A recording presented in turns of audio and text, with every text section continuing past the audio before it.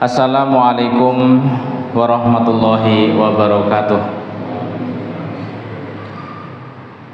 Innal hamdalillah nahmaduhu wa nasta'inuhu wa nastaghfiruhu wa nastahdihi wa natubu ilaihi wa na'udzu billahi min syururi anfusina wa sayyiati a'malina may yahdihillahu fahuwal muhtadi wa may yudlil falan tajida lahu waliyyan mursyida. Asyhadu an la ilaha illallah wahdahu la syarikalah wa asyhadu anna Muhammadan abduhu wa rasuluh la nabiyya wa la rasula ba'dah. Ballagha risalah wa addal amanah wa nasaha lil ummah wa kashafa bihi al-hummah wa jahada fillahi haqqa jihadihi hatta atahul yaqin. Shalawatullah alaihi wa ala alihi wa ala ashabihi wa ala man sara ala nahjihi ila yaumiddin. Qala ta'ala fi kitabihil karim, a'udzu billahi minasyaitonir rajim. Ya ayyuhalladzina amanu ittaqullaha haqqa tuqatih wa la tamutunna illa wa antum muslimun. Rabbana ati nufusana taqwaha wa zakkiha anta khairu man zakkaha anta waliyuha wa maulaha. Amin ya rabbal alamin. Kaum muslimin wal muslimat yang saya hormati, Bapak Ibu rahimani wa rahimakumullah. Alhamdulillah, kita bersyukur kepada Allah Subhanahu wa taala atas segala nikmat yang Allah limpahkan pada kita. Sholawat dan juga salam semoga selalu tercurah bagi junjungan kita Rasulullah Muhammad sallallahu alaihi wasallam. Kita ada di bulan penting menjelang Ramadan, dari bulan Rajab masuk bulan Sya'ban, dan semoga Allah sampaikan kita ke bulan Ramadan. Amin ya rabbal alamin. Allahumma barik lana fi Rajab wa Sya'ban wa ballighna Ramadan. Di bulan Sya'ban ini merupakan bulan yang terjepit antara bulan mulia, bulan Rajab sebagai salah satu Asyhurul Hurum, kemudian bulan Ramadan sebagai Sayyidus Syuhur, pemimpin atau penghulunya bulan-bulan yang jumlahnya ada 12 itu. Nah, Rajab sebagai Asyhurul Hurum mempunyai keutamaan bahwa amal yang dilaksanakan di dalamnya, amal soleh, pahalanya lebih besar daripada jika amal yang sama dilakukan di luar bulan tersebut, di bulan biasa. Namun kemaksiatan juga seperti itu. Kalau berbuat dosa di bulan Asyhurul Hurum, maka dosanya lebih besar jika dibanding kalau dikerjakan di bulan biasa. Sehingga bulan Rajab ini semacam pengkondisian secara otomatis dari Allah Subhanahu wa taala, mau masuk Ramadan siap-siap. Ya, mulai melatih, meningkatkan tensi ketaatan dan menguatkan diri iman untuk bisa mengekang hawa nafsu, jangan terjatuh pada kemaksiatan. Ini Rajab sudah mulai dikondisikan, dan sudah ada athar yang menyebutkan Rajab sudah mulai disinggung. Allahumma barik lana fi Rajab wa Sya'ban wa balighna Ramadan. Mulai berdoa, paling tidak 2 bulan persiapan itu. Nah, Sya'ban meskipun ini bukan Asyhurul Hurum, bukan Sayyidus Syuhur, bukan berarti dia dilupakan. Rasulullah Shallallahu Alaihi Wasallam justru menjadikan bulan Sya'ban adalah bulan paling banyak digunakan untuk puasa sunnah. Jadi di bulan Sya'ban Rasulullah puasa sunnah setiap hari. Kalaulah tidak cuma 1-2 hari saja. Apa hikmahnya? ulama menyebutkan beberapa hikmah. Di antaranya ini persiapan menjelang Ramadan. Nah, hikmah yang lain disebutkan bisa jadi Rasulullah di bulan ini semacam mengkodok, semacam ya dalam tanda kutip, bukan mengkodok, puasa-puasa sunnah yang tertinggal di bulan-bulan sebelumnya sejak Syawal dan seterusnya. Pengen puasa qadarullah nggak bisa. Nah, di bulan Sya'ban ini kesempatan terakhir sebelum masuk Ramadan, maka dihabiskan semua untuk puasa. Atau yang ketiga, bahwa bulan Sya'ban itu adalah bulan diangkatnya atau dilaporkannya amalan. Nah, tentu kita ingin saat laporan amal ini kita dalam keadaan ketaatan, dalam keadaan puasa, dalam keadaan ibadah-ibadah yang lain. Jadi amal diangkat itu ada yang sifatnya harian, sifatnya pekanan, ada sifatnya tahunan. Yang sifatnya harian itu setiap waktu asar dan waktu subuh. Itu ada malaikat malam, malaikat siang. Waktu asar, malaikat siang berarti selesai tugas menghadap Allah Subhanahu wa taala. Nanti ditanya, kamu tinggalkan hambaku dalam keadaan apa mereka? Gitu. Nah, mulai asar ini sudah gantian malaikat malam sampai subuh. Nanti subuh naik ganti malaikat siang. Ditanya, kamu tinggalkan hambaku dalam keadaan apa? Ini yang sifatnya harian. Sifatnya pekanan setiap hari Senin sama hari Kamis. Ketika Rasulullah SAW ditanya kenapa puasa hari Senin, beliau menjawab karena itu adalah hari kelahirannya, hari kelahiranku gitu. Dan pada hari ini adalah hari diangkatnya amal. Aku ingin saat amal ini diangkat aku dalam keadaan puasa. Itu. Nah, bulan Sya'ban bulan diangkatnya amal. Dan kita sangat ingin saat amal kita diangkat kita dalam keadaan puasa. Innamal a'malu bil khawatim. Penilaian amal itu titik beratnya pada ujungnya. Artinya kalau dari Syawal sampai Sya'ban, maka penentuan nilai itu ada di Sya'ban. Ketika Syawal mungkin kurang semangat ya, dan seterusnya, dan kita bisa memaksimalkan keimanan kita di bulan Sya'ban, maka insya Allah itulah yang akan menjadi penilaian Allah dari kita-kita ini. Wallahu a'lam bishawab. Pokoknya masuk bulan Sya'ban ini hati-hati ya. Terus di sana juga ada malam, ada nisfu Sya'ban, itu juga disebutkan secara khusus keutamaannya oleh Rasulullah Shallallahu Alaihi Wasallam. Jamaah yang dimuliakan oleh Allah Subhanahu Wa Taala, ada kesempatan sekitar 1 bulan kita masuk ke Ramadan. Semoga Allah Subhanahu Wa Taala menuntun kita, membimbing kita untuk betul-betul maksimal dalam persiapan menyambut Ramadan. Doa-doa kita panjatkan agar sampai pada bulan Ramadan, semoga kita sampai pada bulan Ramadan dalam keadaan sehat jasmani rohani, dan semoga nanti betul-betul kita dimudahkan untuk mengisinya dengan berbagai macam amal soleh, dijauhkan dari kesalahan, menjadi puasa yang betul-betul didasari imanan wahtisaban dan mendapat ampunan dari Allah Subhanahu wa taala, mendapatkan pahala yang berlipat-lipat, mendapatkan Lailatul Qadar, mendapatkan itqun minan nar, mendapatkan jannahnya. Amin ya rabbal alamin. Ada yang tersisa di bulan Sya'ban, di bulan Rajab, peristiwa besar,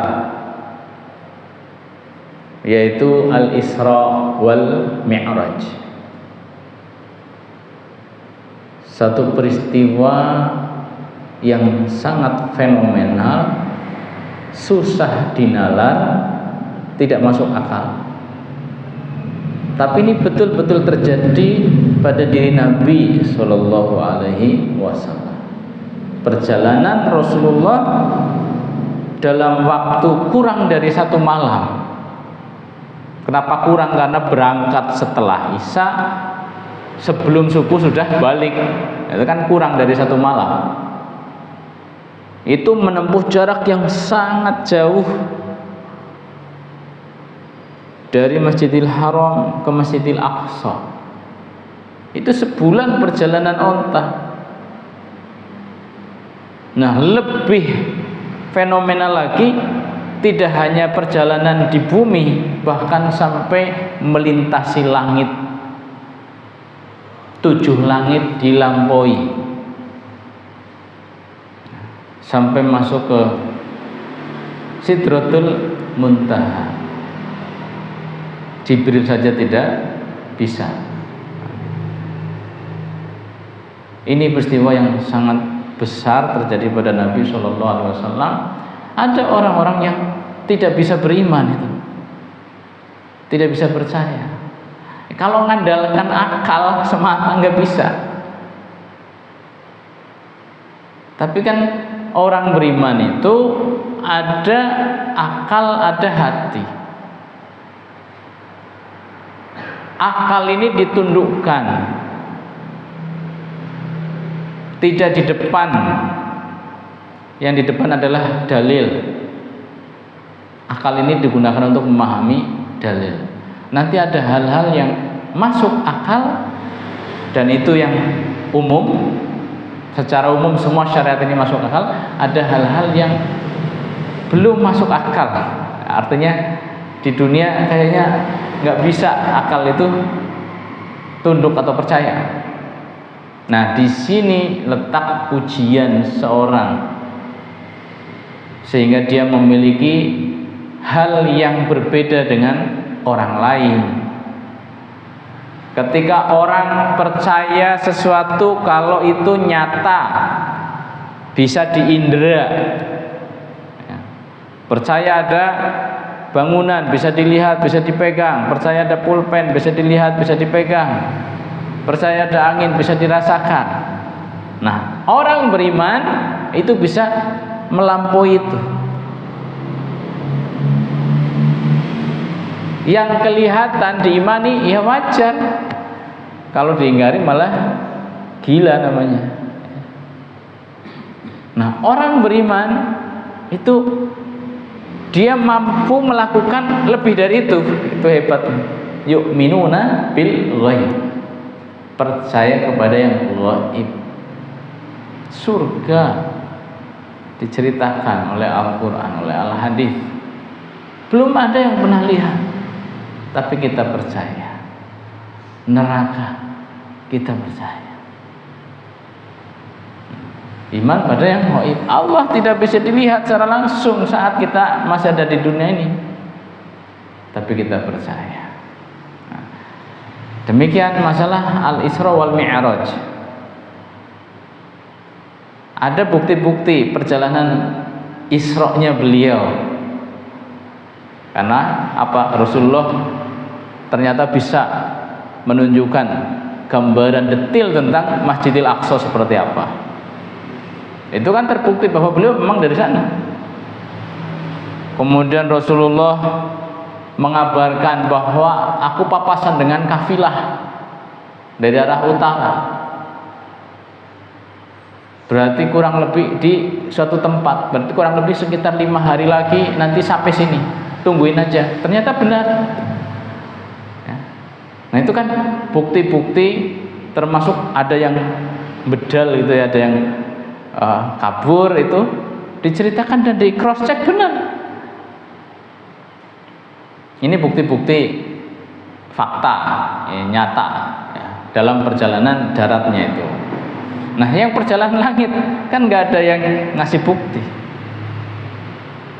Nah, tapi kita sebagai orang beriman, karena itu yang mengatakan adalah Rasulullah SAW, tidak ada kata lain kecuali amanah, kita beriman. Abu Bakar seperti itu, bahkan beliau sampai mendapatkan gelar apa? As-Siddiq, orang yang membenarkan. Kenapa?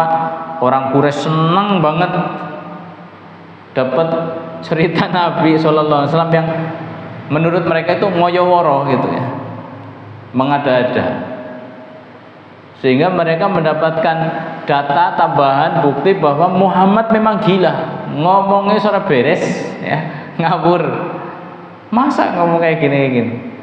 Seneng banget didatangi Abu Bakar kayak bener mbok kancam wis orang waras, masa ngomong kayak gini gitu. Apa komentar Abu Bakar?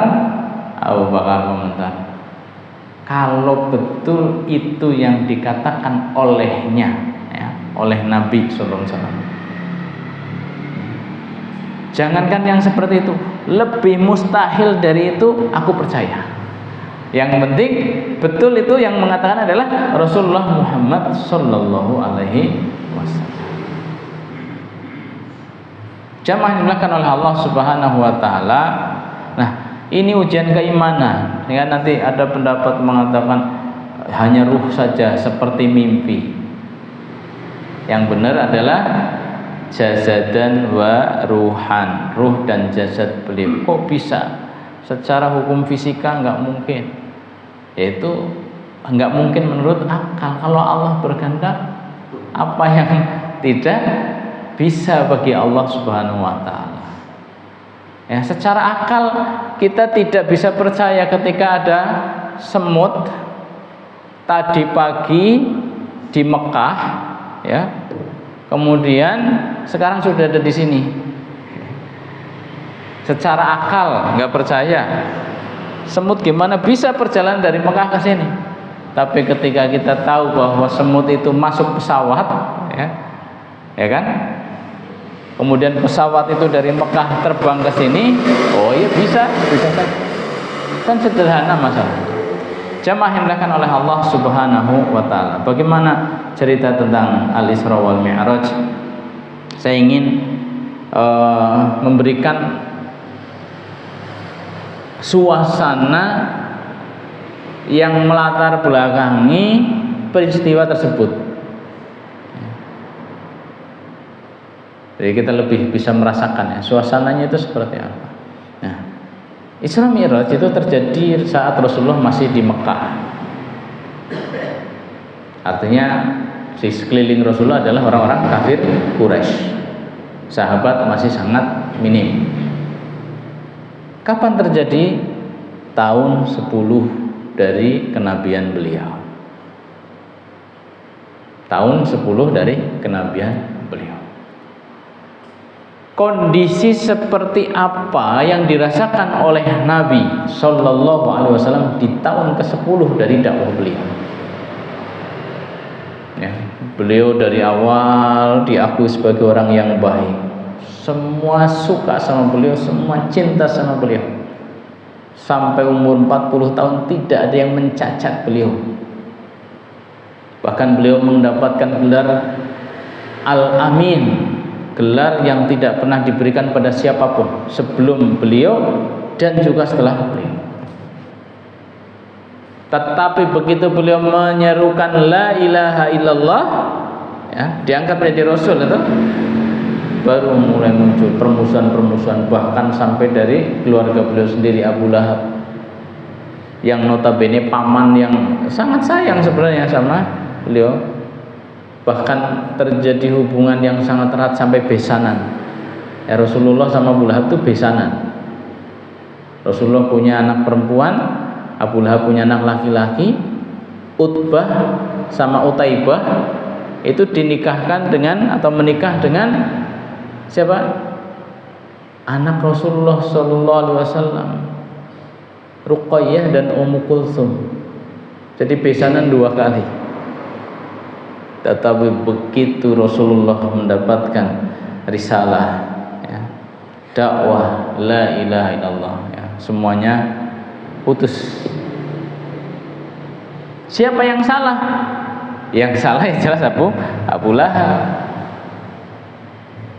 Paman beliau Abu Thalib sangat percaya kebenaran ada pada diri ponakannya ini. Beliau membela mati-matian dakwah Rasulullah Sallallahu Alaihi Wasallam. tapi beliau sangat berat untuk melepaskan agama leluhurnya. Sampai mati beliau belum syahadat. Paman beliau Hamzah secara spontanitas masuk Islam. Karena apa? Karena dia merasa marah, jengkel keponakannya disakiti oleh Abu Jahal. Abbas dengan pelan tapi pasti beliau akhirnya juga masuk Islam. Jamaah yang dimuliakan oleh Allah Subhanahu wa taala, dari keluarga beliau pun tidak semuanya masuk Islam artinya. Keluarga besar tidak semuanya masuk Islam. Terus beliau berdakwah sampai pada fase sangat berat, fase paling berat yang dihadapi oleh Nabi SAW dalam dakwahnya. Kapan itu? Saat paman beliau meninggal, tidak lama kemudian disusul oleh istri beliau meninggal. Abu Thalib itu betul-betul pasang badan untuk Rasulullah SAW, dan beliau tokoh yang sangat disegani sebagai pewaris daripada ketokohan sang ayahanda Abdul Muttalib. Kemudian istri beliau sebagai saudagar kaya raya itu juga sangat disegani, sehingga orang biasa itu nggak mungkin berani untuk menyakiti Nabi. Yang berani siapa? Para tokoh juga, kelas-kelas apa, Umayyah, yang kelas-kelas Abu Jahal, kelas-kelas Uqbah bin Abi Mu'ayyid. Itu kelas-kelas petinggi-petinggi itu baru berani lah. Kalau orang-orang biasa jelas nggak bisa. Tetapi begitu Abu Thalib meninggal, Khadijah meninggal, dan ini orang-orang kelas menengah pun berani langsung menyakiti Nabi Sallallahu Alaihi Wasallam. Nah, ini kenapa dakwah sangat dirasakan beratnya. Setelah Rasulullah juga kehilangan orang-orang yang sangat dicintai. Abu Thalib paman beliau meninggal. Rasulullah tidak hanya kehilangan karena pamannya meninggal, Rasulullah lebih sedih lagi karena meninggalnya tidak Islam. Nah, itu belum syahadat. Itu yang membuat Rasulullah sangat terpukul. Istri beliau jelas orang yang paling dicintai. Darinya beliau punya anak, harta, ya, untuk dakwah. Hartanya siapa? Hartanya Khadijah. Ini meninggal juga. Ini kesedihan, maka disebut itu sebagai Amul Husni, tahun kedukaan atau tahun duka cita. Nah, ditambah setelah meninggalnya dua orang ini, tekanan dari orang kafir Quraisy semakin berat pada beliau. Nah, ini berarti masa paling berat yang dialami oleh Rasulullah SAW sampai beliau keluar dari Mekah menuju ke Taif, ditemani oleh pembantunya Zaid bin Harithah, hanya berdua, jalan kaki dari Mekah menuju Taif, perjalanan kurang lebih 70 atau 80 kilo jalan kaki. Beliau berharap orang-orang Taif mau menerima dakwah beliau. Setelah orang-orang Mekah menolak habis-habis, ya, datang ke setiap tokoh, setiap kabilah di Taif, satu demi satu didatangi. Tidak ada yang terima, semuanya menolak. Dan yang lebih parahnya, tidak hanya menolak, mereka mengusir. Tidak hanya mengusir, tapi memobilisasi penduduk termasuk para budak untuk melempari batu pada Rasulullah SAW. Jadi diusir secara sadis, ya, sampai dilempari. Coba kayak apa rasanya di Mekah seperti itu, berharap pada sesuatu yang baru di Taif, ternyata lebih parah lagi sambutan orang-orang Taif itu. Akhirnya Rasul pun mundur, ya, keluar dari Taif karena dilempari tadi kan, diusir, dilempar-lempar. Zaid berusaha untuk melindungi Nabi dari pukulan atau lemparan itu. Beliau berdarah-darah, tapi tetap ada lemparan yang mengenai Rasul sallallahu alaihi wasallam, dan Rasul pun berdarah-darah. Sampai akhirnya sudah tidak dikejar, kemudian sempat istirahat, diperbaiki atau diobati lukanya, melanjutkan perjalanan. Kemudian ada kebun anggur milik orang Mekah.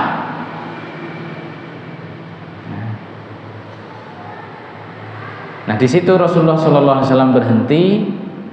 Kemudian ada pertemuan menarik dengan penjaga kebun, namanya Adas. Adas ini asli Irak. Dia diperintah oleh majikannya kasih dia anggur,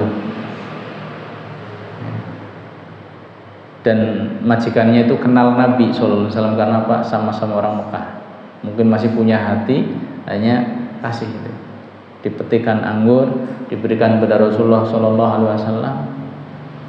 Kemudian saat Rasulullah mau makan anggur tersebut, Rasulullah membaca Bismillah. Bismillah dengan nama Allah. Adas kaget. Kenapa kaget? Loh, kok ada orang menyebut Bismillah di sini? Ya, selama ini nggak ada. Kenapa Adas kaget? Karena Adas punya pelajaran itu. Ya, kalau mau makan nyebut nama Allah Subhanahu wa taala. Dari mana pelajarannya? Nah, dia kaget, kemudian dia mengatakan kepada Rasulullah kekagetannya itu, mengungkapkan kekagetannya. Sehingga ditanya oleh Rasulullah, "Kamu dari mana?" "Saya dari Nainawa." Ya. "Oh, itu negeri saudaraku Yunus ibn Matta." Ya, Yunus ibn Matta. "Iya, betul. Itu saudaraku, sama-sama Nabi." "Oh, sama-sama Nabi." Hingga Adas ini dalam riwayat disebutkan langsung masuk Islam, tapi tentunya tidak diridhoi oleh majikannya. Nah, ini lewatan aja ya. Salah satu kisah, ternyata ada sisa-sisa Nabi, ajarannya, pengikutnya. Ini Nabi Yunus ceritanya. Nabi Yunus, yaitu yang dimakan ikan itu kan, yang ditelan ikan. Itu kan awal dakwahnya di daerah Syam. Nah, kemudian akhirnya kisahnya masyhur ya, bagaimana beliau dimakan ikan, kemudian dikeluarkan, kemudian disuruh untuk berdakwah kembali. Fatifillah sanallahu wa yakum ajmain. Nah, setelah itu Rasulullah melanjutkan perjalanan. Rasulullah seperti tidak tahu harus kemana, dan dikatakan oleh Aisyah ketika beliau bertanya, "Kapan Anda merasakan kondisi yang paling berat dalam dakwah?" Jawaban beliau adalah saat diusir oleh orang-orang Taif itu. Datang Jibril bersama satu malaikat yang baru Rasulullah kenali ya. Karena apa? Sebelumnya Rasulullah hanya kenal Jibril. Ini ada malaikat baru. Siapa? Malaikat penjaga gunung. Dikasih tawaran, kalau Anda mau ya, maka aku akan cabut itu ya, akan cabut gunung yang di sekitar Taif itu, ditimpakan kepada mereka. Rasulullah Shallallahu Alaihi Wasallam, jamaah sekalian, beliau berdakwah itu kan tujuannya menyelamatkan. Beliau berdakwah ngajak orang kepada Allah, bukan ngajak orang kepada dirinya. Jadi kalau ada orang yang menolak dakwah beliau, beliau sedih. Sedihnya bukan karena apa, harga dirinya jatuh, bukan. Kok mereka nggak taat sama saya, bukan. Jatuh sedihnya karena apa? Mereka celaka di depannya ada jahanam. Saya berusaha untuk menyelamatkan mereka, kenapa mereka nggak mau? Itu yang membuat Rasulullah SAW sedih. Jadi meskipun mereka melawan, Rasulullah tidak ingin membinasakan mereka. Rasulullah masih ingin coba tunggu ya. Mungkin mereka akan berubah. Saat ini mereka belum paham, belum tahu. Ya wajar kalau mereka bersikap seperti itu. Dan aku berharap paling tidak nanti keturunan mereka akan lahir orang-orang yang beriman. Nah, Ini subhanallah, itu Rasulullah SAW kasih sayang kepada umatnya. Orang-orang yang jelas-jelas menyakiti beliau, beliau tetap masih sabar, masih berharap mereka mendapatkan kebaikan. Ini siapa orang yang paling sayang kepada kita? Rasulullah SAW. Sehingga naif, sehingga kita harusnya malu, ya. Kalau kita tidak mau mempelajari sirahnya, kalau kita tidak mau mendengarkan wejangan-wejangannya dalam bentuk perintah larangan dalam hadis-hadis beliau. Beliau berjalan lagi.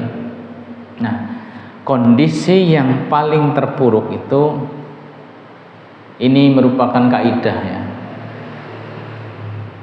Kalau seorang berjuang mengalami perjuangan yang banyak sangat berat sekali, semakin berat berarti pertolongan Allah semakin dekat.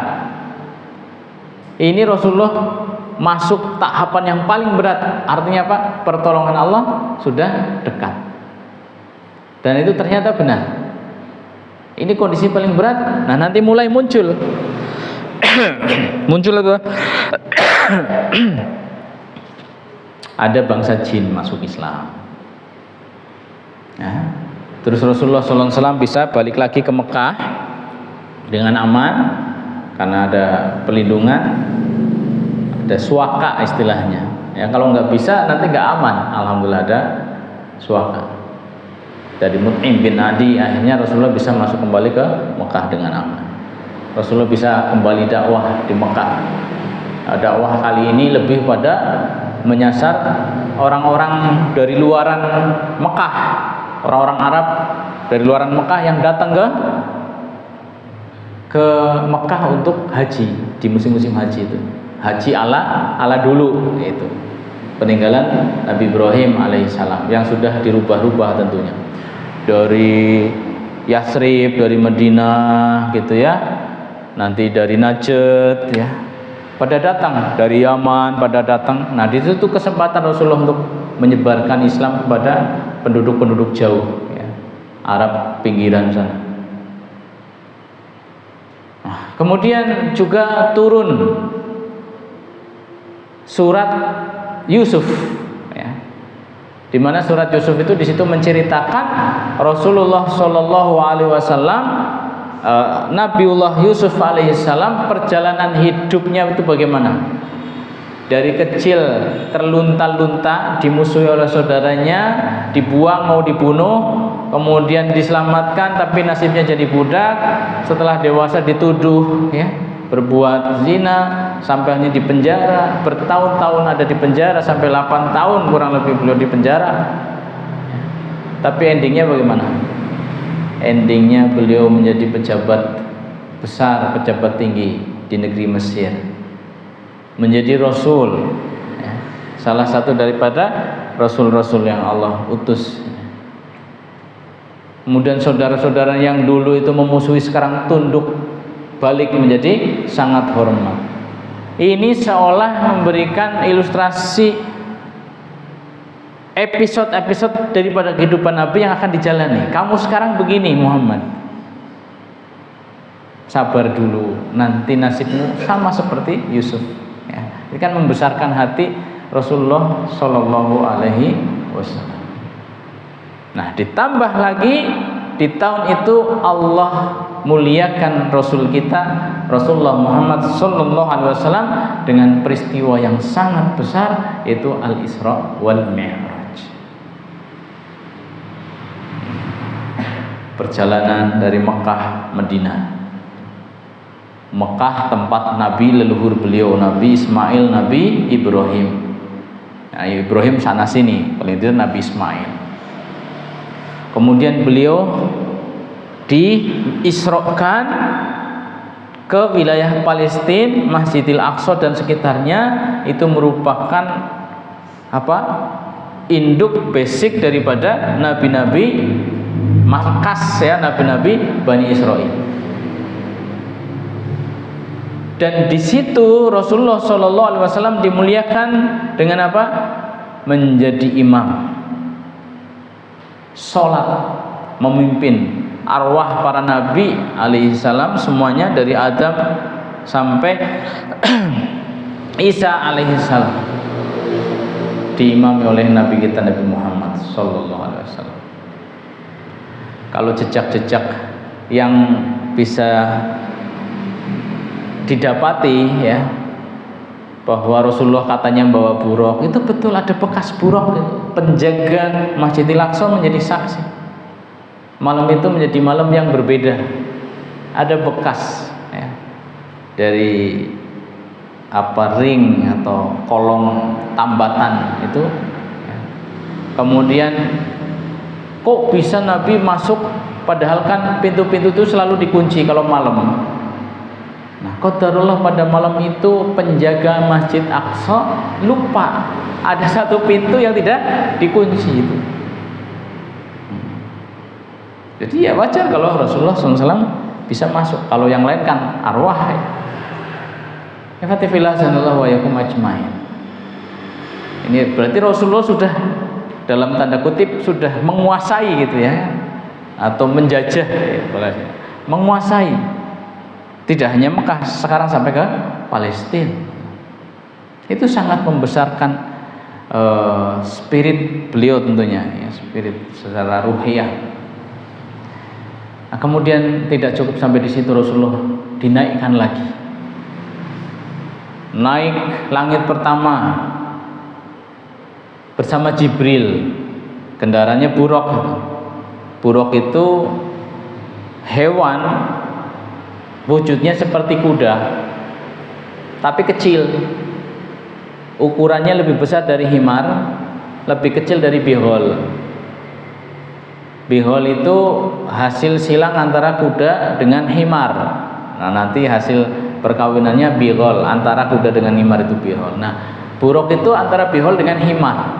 Jadi kecil tapi kalau jalan loncatannya itu sejauh mata memandang ya, celorot kayak gitu ya. Nah, ini bersama Jibril alaihi salam naik ke langit pertama, minta izin, minta dibukakan pada langit pertama. Siapa? Jibril. Dengan siapa? Muhammad. Oh, sudah diutus ya. Dibukalah pintu langit pertama.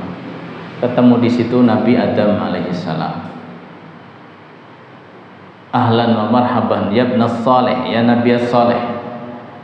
Nabi Ibrahim menyambut dengan penuh gembira, wahai anakku yang soleh, wahai Nabi yang soleh ya. Nah, kata Rasulullah sallallahu alaihi wasallam, nanti di kanan kiri Adam itu banyak orang-orang ya. Kalau Adam nengok ke kanan, beliau senyum. Kalau nengok ke kiri, beliau nangis. Kenapa? Karena ke kanan itu berarti keturunan beliau yang ahlul jannah, ke kiri keturunan beliau yang ahlul nar. Naik lagi ke langit kedua, minta izin, dibukakan ya. Ketemu dengan Nabi Yahya dan Nabi Isa alaihissalam. Ini sepupuan ya, Nabi Yahya dengan Nabi Isa itu sepupuan. Kaceknya cuma 3 tahun. Nabi Yahya lebih tua 3 tahun dari Nabi Isa. Cuma Nabi Yahya itu sejak kecil sudah jadi Nabi ya. Belum balik sudah jadi Nabi. Nabi Yahya ini yang mentakmid Nabi Isa alaihissalam. Mentakmid itu ya bahasa kita mensyahadatkan itu, atau baptis dalam bahasa mereka itu Nabi Yahya. Naik langit ke 3, ketemu dengan Nabi Yusuf alaihissalam. Rasulullah mengatakan Yusuf itu tampan luar biasa. Allah telah memberinya separuh ketampanan. Separuh ketampanan untuk Yusuf, separuhnya lagi baru untuk kita semua. Itu tampan luar biasa. Naik lagi langit keempat, ketemu dengan Nabi Idris alaihissalam. Nah, Nabi Idris itu disebutkan matinya di langit, dicabut nyawanya di langit, bukan di bumi. Warofana humakanan aliyya, itu maksudnya beliau diangkat oleh Allah, kemudian dimatikannya di langit. Kalau Isa kan belum dimatikan, Isa baru diangkat, nanti diturunkan. Kalau Idris sudah dimatikan, tapi matikannya bukan di bumi, di langit. Ada ceritanya disebutkan dalam kisah Israiliyat itu bahwa Nabi Idris itu dikasih tahu oleh malaikat malaikat Jibril berarti, bahwa setiap hari beliau dapat pahala dari ibadahnya sendiri dan pahala semua orang-orang yang mengikutinya itu. Orang-orang yang ibadah ya, dapat pahala berapa mereka, maka dia juga dapat tambahan yang sama. Selama hidup kayak gitu. Sehingga beliau ingin kalau umurnya diperpanjang. Ya. Terus bilang sama Jibril, ya udah minta sama yang tukang cabut nyawa. Di mana dia? Di langit keempat itu kan. Ditemui ternyata di langit keempat. Nah, Malakul Maut bingung. Ini saatnya saya mencabut nyawanya Nabi Idris, tapi dia di bumi, gimana? Takdirnya suruh dicabut di langit keempat. Gitu. Nah, Jibril membawa Idris menemui Malakul Maut, mau minta tambahan waktu. Malakul Maut ada di langit keempat. Nah, datang ke situ, ketemu. Akhirnya Malakul Maut, oh ternyata begini tuh, datang sendiri wongnya gitu. Ya, ketika Nabi Idris minta perpanjangan waktu, aku malah kok nyabut nyawamu sih priwe. Gitu. Nah, semua nabi sebelum dicabut nyawanya itu pasti ditarik ini disit. Mau sekarang apa ditunda. Nah, setelah itu ternyata Nabi Idris dan semuanya itu akhirnya milih saat ini saja. Ya, Nabi Muhammad, Nabi Musa semuanya berarti saat ini saja. Akhirnya disitulah ya Nabi Idris alaihissalam. Nah, naik lagi ketemu Nabi Harun, langit kelima. Langit keenam ketemu Nabi Musa. Langit ketujuh ketemu Nabi Ibrahim. Nabi Ibrahim sedang bersandar di Baitul Ma'mur. Baitul Ma'mur itu ada di langit ketujuh. Itu satu tempat. Setiap hari ada 70.000 malaikat beribadah di situ. Ganti hari ganti malaikat 70.000. Ganti hari ganti malaikat 70.000. Dan yang sudah pernah masuk situ nggak ada yang balik lagi. Nah, setelah itu masuk ke Sidratul Muntaha. Ya. Rasulullah melihat bagaimana keindahan di Sidratul Muntaha itu. Nah, Jibril sudah tidak bisa mengantar Nabi Sallallahu Alaihi Wasallam. Disitulah Rasulullah mendapatkan syariat sholat, dan ini adalah momen yang sangat membahagiakan Rasulullah Sallallahu Alaihi Wasallam. Beliau ditunjukkan neraka, surga, bagaimana akibat orang-orang yang beriman dan akibat orang-orang yang kafir itu. Nah, beliau pulang dengan membawa syariat sholat, dan beliau jadikan sholat ini, ya terakhir Bapak Ibu yang dimuliakan oleh Allah Subhanahu Wa Taala, beliau menjadikan sholat ini sesuatu yang sangat membahagiakan. Artinya apa? Waju'ilat qurratu aini fis shalah, dan Allah jadikan sesuatu yang membahagiakan itu adalah pada sholat. Kita sebagai umatnya, bagaimana kita cek sholat kita? Sudahkah kita menjadikan sholat itu sebagai sesuatu yang membahagiakan, atau masih justru beban yang memberatkan? Gitu ya. Akhirnya kalau kita belum bisa, kita harus terus sholat sampai kita bisa merasakan kebahagiaan dalam sholat kita. Amin ya rabbal alamin. Aku qouli hadza astaghfirullah li wa lakum wa li sairil muslimina wal muslimat. Subhanakallahumma bihamdik asyhadu an la ilaha illa anta astaghfiruka wa atubu ilaik. Wassalamualaikum warahmatullahi wabarakatuh.